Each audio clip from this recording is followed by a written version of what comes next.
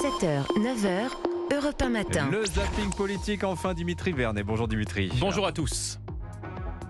Voici le résultat du scrutin pour 270 contre 265.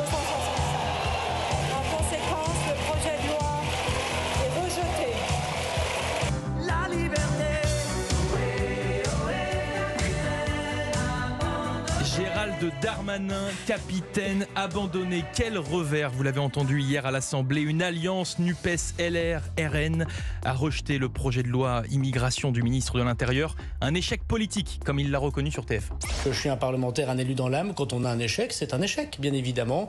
Dans l'analyse, cependant, le ton du ministre était quand même bien différent. Cette alliance des contraires qui a choisi la politique politicienne, on laisse la politique politicienne l'emporter sur l'intérêt général. Et je ne me suis pas engagé pour la politique politicienne. Vous avez entendu l'élément de langage de la politique politicienne, notamment pour lui, de la part des Républicains.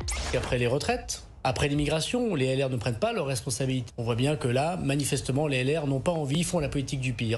Est-ce la bonne analyse? Pas si sûr. Pour comprendre, écoutons le chef des députés Les Républicains, Olivier Marleix. On ne peut pas faire un texte qui cherche à plaire à tout le monde. En matière d'immigration, on a besoin de plus de fermeté. Un point, c'est tout. Peut-on vraiment reprocher aux LR de jouer leur partition sur un texte qu'ils souhaitaient plus ferme? Non, monsieur le ministre, non, ce n'est pas faire de la politique politicienne. Peut-on le reprocher au Rassemblement national? Non plus. Cet échec montre surtout l'éclatement politique dans notre pays. L'impossibilité de trouver des compromis, c'est la fin de la politique du « en même temps », comme l'a expliqué Marine Le Pen. C'est un désaveu extrêmement puissant, un désaveu aussi du « en même temps », qui est une véritable escroquerie politique et qui se révèle sous son vrai visage. Darmanin paye simplement la politique de Macron, un président désormais complètement bloqué politiquement.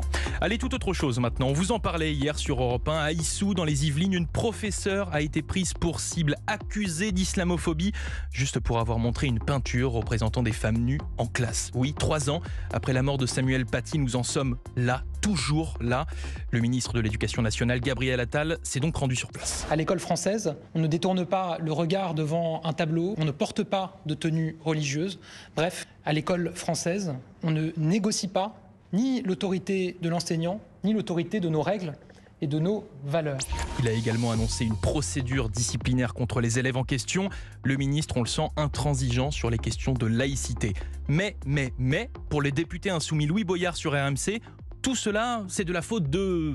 Je pense que ça pointe aussi un certain état d'esprit qu'il y a aujourd'hui dans l'éducation nationale, où Gabriel Attal est totalement à côté de la plaque des besoins aujourd'hui des élèves.